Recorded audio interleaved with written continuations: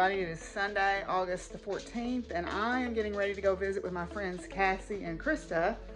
We're going to have a little bit of a craft swap and have lunch together. But I wanted to show you this book that Sally and her husband sent me. American Ground Zero, The Secret Nuclear War, because they know I love this stuff. I've been meaning to show this on the podcast and I forgot because they sent it to me over a month ago. But I'm so tickled that they thought of me to send this. I was super excited to find out about it. So they are sending this, they sent this to me, and I'm gonna go put it in with my books that I want to read. Is it strange that I find nuclear things interesting? Probably, but you know, there are worse things. What are you working on, Cassie? I'm working on a dishcloth. Let me see your yarn. Let's see your pattern. Hold your pattern up for people to see. So, oh, where's your picture? the picture is... You said pattern. I know, Pattern. right? Oh, it's little flowers. It's little flowers. And then you're gonna make these too. Yeah. Those are so cool. So let's see your yarn. It is a big old roll of Cotton. peaches and cream, cotton. Yeah. Good old peaches and cream. Good old Did peaches you get it that size? Yeah. Dang. A cone. It came on a cone. Oh, on a cone. Yeah, on a cone. Okay. Yeah, out of the Goodwill. Yeah. So Exactly. we're having a little impromptu craft swap here. And I had bought these, well, square-ish shapes from Goodwill Rhomboids and trapezoids. in a bag. They are, well, quadrilaterals. They're quadrilaterals. And I've had them for a long time, and I knew Krista would do something with them, so right. we're sorting them, or she's sorting them. And We're you're gonna sorting. make some pretty clothes out Yes, of them. I am. I'm gonna make me a wonderful. I'm very excited and happy with all my squares. Right now, I'm stringing all the colors together We're because gonna wipe every my counter. OCD says that must happen. There We're you gonna go. get the wipe every counter, and no granny square will go to waste. Yes, That's right. That's right. Exactly. And puppy's asleep over here. They're working hard. Yep. Guarding the iron. Okay, well, I'm home from Krista's, and I'm doing chores. I've got the water running to fill up the horse water tanks, and I have got Chips and Angel up. Angel is getting older, and she looked like she dropped a little bit of weight during this dry spell, and I want to start treating Chips' leg.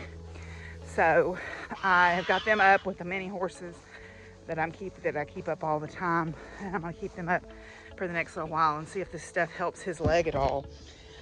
It's looking pretty bad. The heat has opened it back up in places where I had it almost healed up, so I'm gonna have to keep an eye on him. So we'll treat his leg. You guys don't need this. No, you're nosy butts, and you don't need this.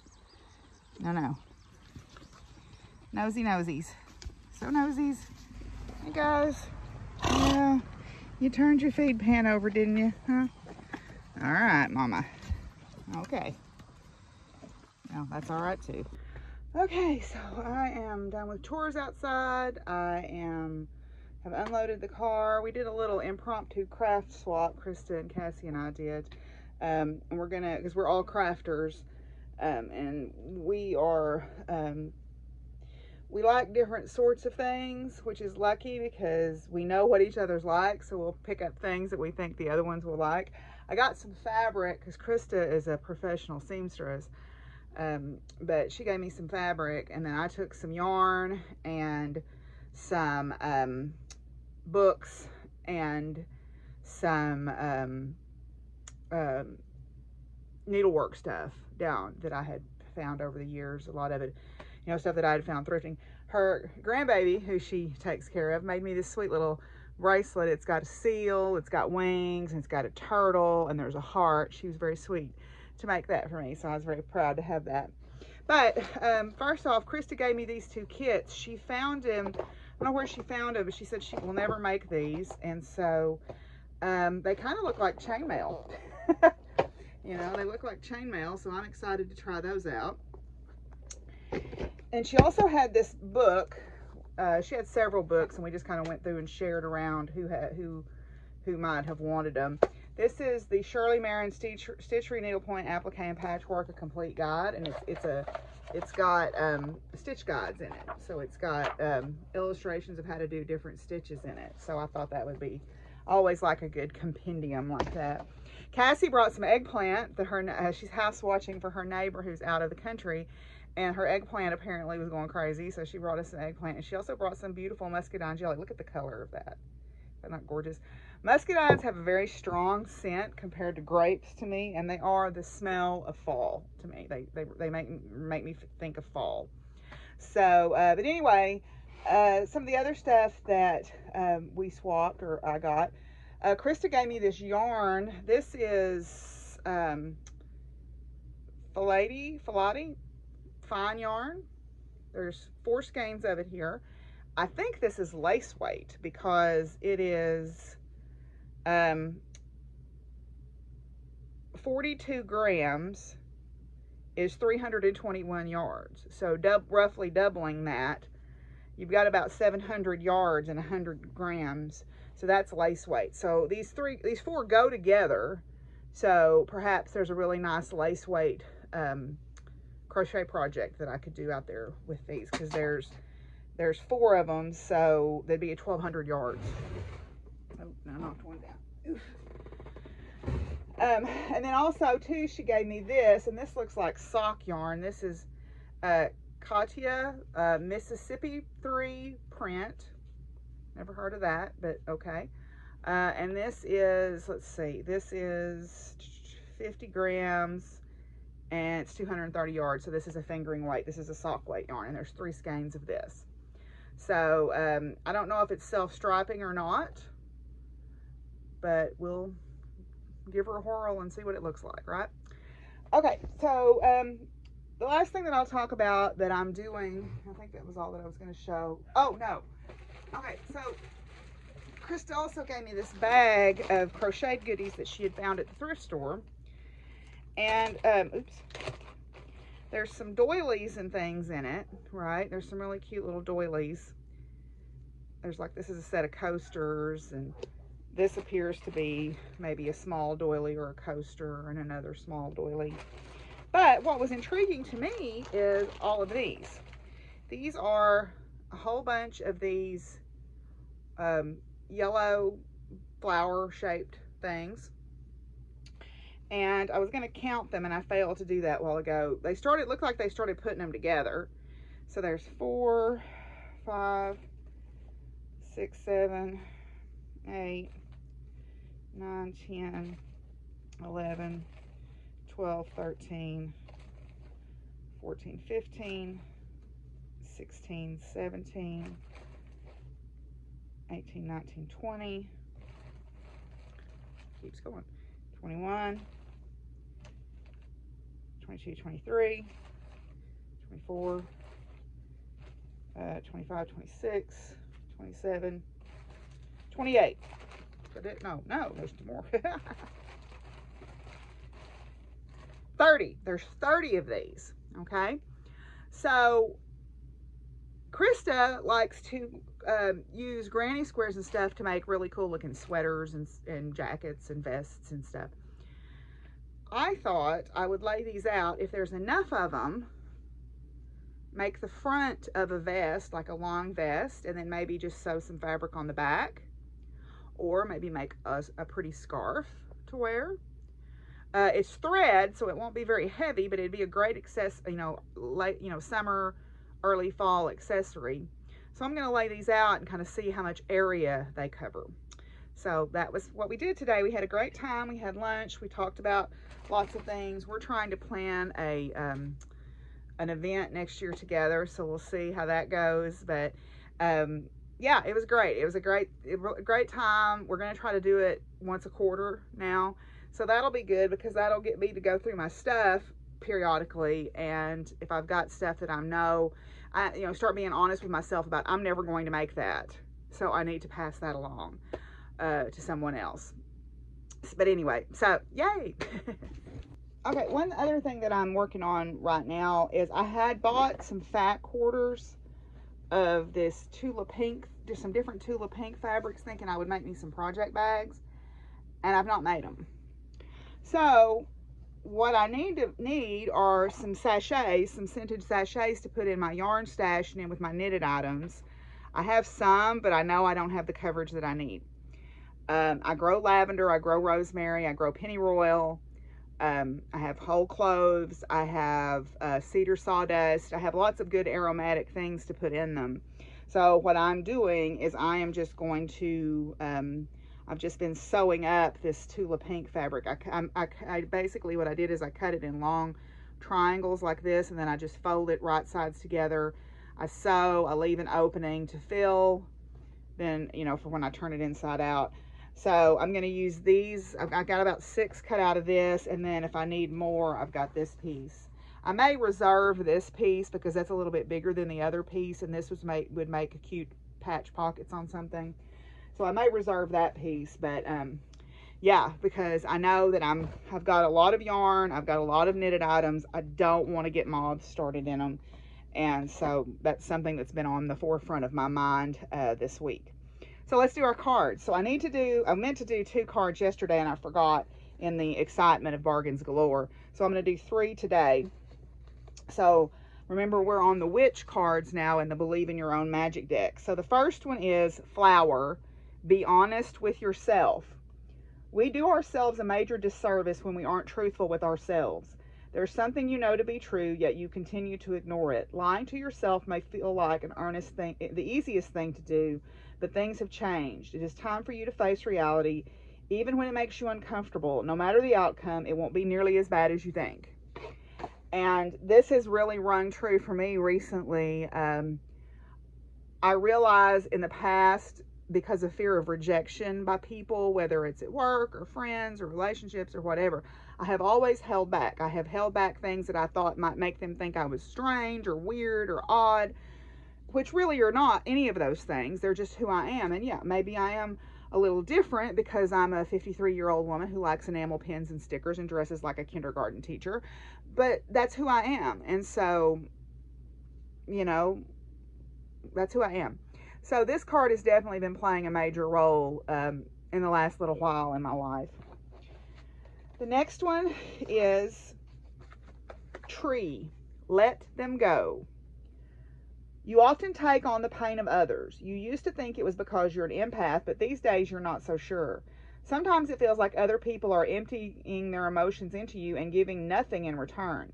Sometimes we even feel we've inherited pain from those who came before us in our family tree. This is your permission to let go.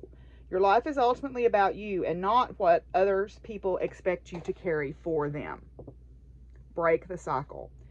To me, this is about generational pain and generational issues and abuse and things like that. And, you know, I was having a conversation about this just a little while back about you don't owe anybody anything just because you share DNA with them.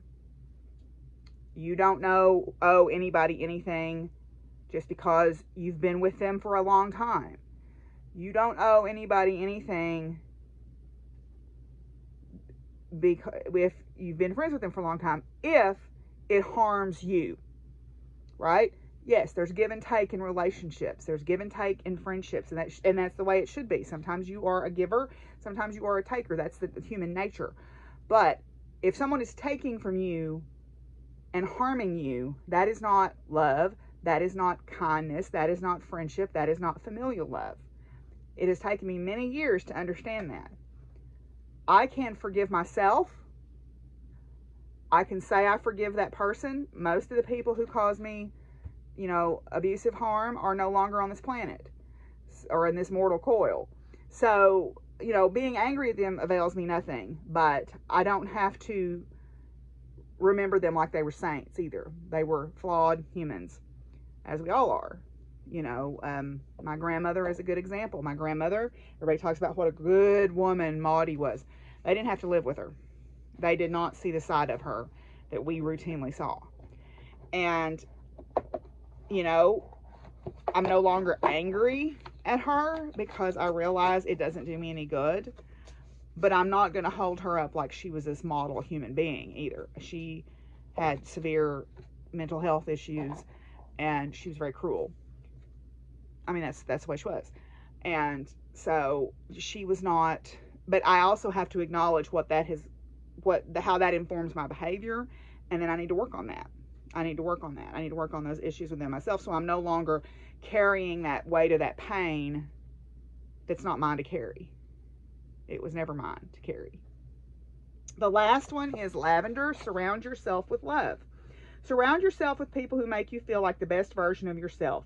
People you can trust with anything in the world. Maybe you've been distancing yourself from your found family, or maybe you haven't discovered your found family yet. You need to make an effort here. Get out there and reconnect or make new connections. This is it. This is what it's about, y'all. Found family is everything to me. Everything. My friends that I have brought in, you know, I am not an easy person to become close friends with. I'm an easy person to get to know on some level, but to really be in that inner circle, I'm very guarded. And, you know, it's when I have found someone that I feel like I can let in, that is a gem, that is a treasure to me. The ladies I was with today are part of that inner circle, you know, and I value their friendship tremendously. But found family is everything. And and we have to understand too that found people come into your life to teach you something. And sometimes that lesson is a short one, and sometimes that lesson takes a lifetime. You know, sometimes, you know, some people come in and stick around for months or weeks or even a few days, and they leave an impression, and that was what they came to do. And sometimes people come around and they're with you for the long haul, and that's what they're meant to be in your life. So, you know, I try really hard now not to berate myself when it's time for people to leave my life, whether it's they choose to leave or it's time for them to go on to another plane of existence. You know, I try to value what I got, you know, the gift that they gave me, even if it wasn't a pleasant one at the time, right? And some of them definitely are not. So that's a lot of expounding tonight. Okay, so the Power of Flowers deck tonight is Lotus. Lotus is a water plant with roots reaching deep into the muddy earth. Its petals close each night with the moon and open each sunrise with the sun. In the center of the flower is a capsule containing thousands of nut-like seeds capable of sprouting after laying dormant for centuries. Lotus stimulates divine inspiration and spiritual liberation. It moves the dark and muddy aspects of the psyche upward toward the light of conscious feeling. This sacred flower is often used to assist ceremonial gatherings and meditations.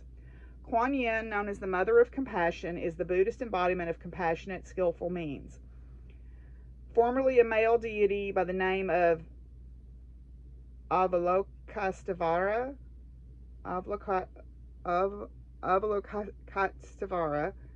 Kuan Yin underwent a sex change in ancient China because it was thought that only feminine principle could adequately inspire and guide spiritual seekers into the terrifying abyss known as emptiness. For her great skill in this regard, she is likened to the lotus. We have always been here. I put that up on Facebook. Members of the LGBT plus Rainbow Mafia have always been here. In the East, the lotus is considered a perfect microcosmic reflection of the growth of human consciousness through 3 stages of evolution: ignorance, skillful means, and enlightenment. At the first stage, the lotus roots extend upward from the muddy lake bottom. At the second stage, the lotus stem is caressed and supported by the water. Finally, at the third stage, the lotus flower blossoms into the light of day. Kuan Yin comes to you at this moment to reassure and inspire you in your spiritual quest for full awakening. As a bodhisattva of infinite compassion, she appears to you in whatever form will most aid you on your journey into the light. Okay, that's pretty cool. Blessing. Divine Lotus, your 1,000-petal blossom ignites spiritual rebirth and keen insight. In silent bliss and infinite love, I embody your wisdom from above. Pretty cool. Okay, so I think that's where I'm going to call it good for tonight. I technically go back on contract tomorrow, but I'm going to work from home tomorrow. Start working on my class paperwork, and I've got some outline for my book project that I need to work on. I need to get back to my deep cleaning too, and I've got to go to the feed store. So I'm going to work from home tomorrow on those things, and you know, as expensive as gas is, I don't see any point to drive down to work to sit in my office and do paperwork that I can sit at my kitchen table and do. So that's what I'm going to do. Anyway, I'll see y'all tomorrow. Bye.